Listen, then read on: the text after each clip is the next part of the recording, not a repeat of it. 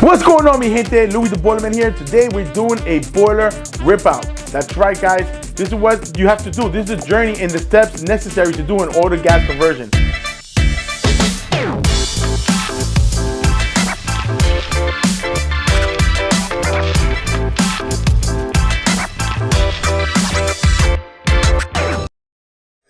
So what exactly is a rip out or boiler rip out? Guys, what a rip out is exactly pretty much demoing.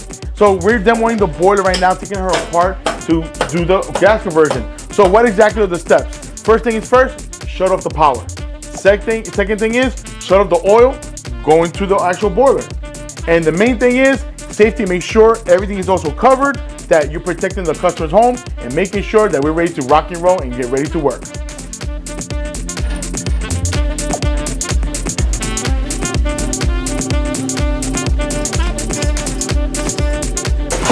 Alright guys, the first thing is first. Right now, I personally like to take out the water heater first because it's easier. So we're actually going to shut off the gas supply, going to the actual hot water heater. We're going to shut off the cold water supply and the hot water supply coming out, the actual hot water heater. So once you have these valves closed and you're isolating the system, now it's ready to drain out the water and remove the water from the actual hot water heater. So you want to remove the water because think of 40 gallons, 50 gallons, it's pretty heavy, right? So you want to make sure the tank is empty. So you're going to pump out the water because sometimes inside the water heater, it's so old, there's accumulation of sediment on the bottom. It clogs up the actual drainage or the actual drain valve from the water heater. So what do? Very simple. We just put a pony pump. It looks something like this. And the pony pump is what's pumping out the water into a local drain or outside. So once you're done with the drainage of the hot water heater and we have everything isolated, now we're able to disconnect the pipes. We cut the copper pipes on the cold water supply, the hot water supply, as well as on the gas supply. We disconnect. There's usually a union.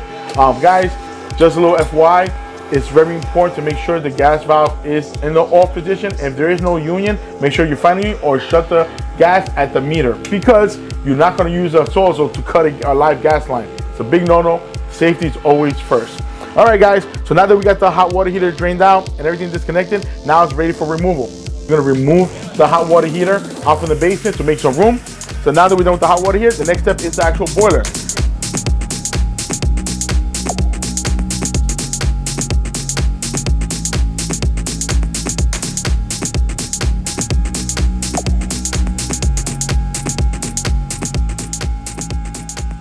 All right, next step is the boiler removal. So guys, a part of the boiler removal is you got to disconnect the power, shut off the power first, disconnect the power. Next thing is you got to disconnect and shut off the cold water feed or the feed valve going to the boiler. And lastly but not least, you need to shut off the supply, which is right here, the oil supply. You can shut off either from here or from the oil tank. I usually suggest doing both. So guys, once you shut everything off, now you're ready to start draining out the water from the boiler. And this particular boiler, it's a steam boiler. So it's only gonna be water somewhere up to this point or 3/4 of the way of the boiler. You wanna drain out, pump out the water, whichever you wanna do. Once the boiler is completely drained out, then you start disconnecting everything. So meaning you're disconnecting the steam riser, it's called the steam header, but you're gonna disconnect the steam riser. You're gonna disconnect the equalizer line right here. And you're also gonna cut and disconnect the actual oil line, which is right over here. What else is connected? Oh, in the water feed, which is on the other side. You guys can see Clemens is right here, my assistant. He's actually taking the electrical apart. And we usually take things apart step by step. What I mean by that is taking one control at a time and then take off the jacket. Some guys like to take everything all at once. Unfortunately, sometimes you can do that, sometimes you can't. And what I mean by that is that the boiler, this boiler right here specifically, could weigh anywhere between 400 to 600 to 800 pounds, more or less. So I would say between 400 to 800 pounds, depending on how many sections the boiler is.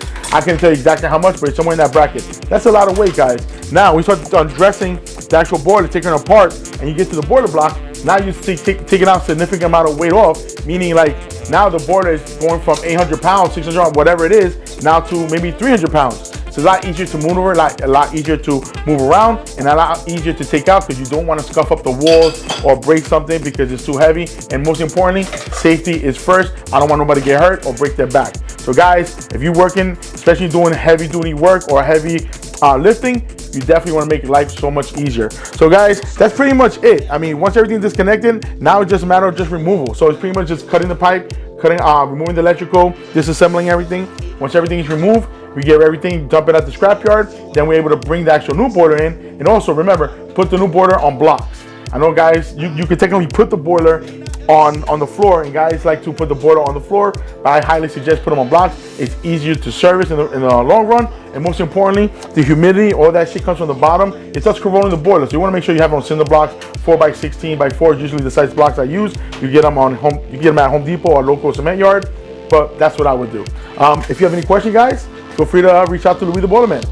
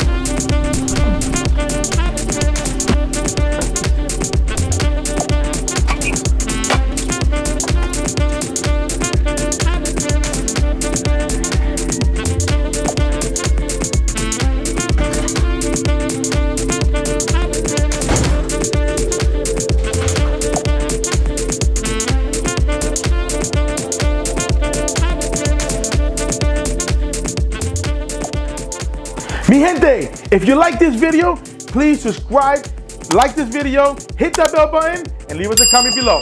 Huepa!